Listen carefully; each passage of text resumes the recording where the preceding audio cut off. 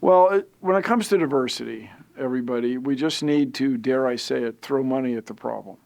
So what we have accidentally created, I claim it's accidental here in the United States, is school systems are funded by property tax dollars.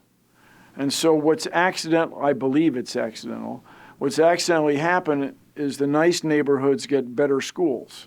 And so the kids of any ancestry, the kids that have the opportunity to go to the better schools have more opportunities later in life. So what we want to do, shocking, everybody, shocking, is redistribute wealth. We have enough resources to educate everybody.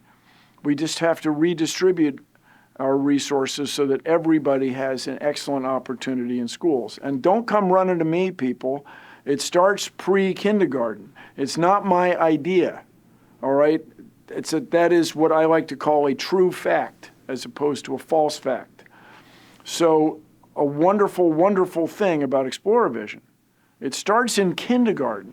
And you better believe it, come take a look. The kindergartners have outstanding ideas. They are scientists from the get-go. So we want to engage people of all ages in school, students of all ages, to have excellent science, technology, engineering, and math education. We have the resources. We got to do it. Let's go.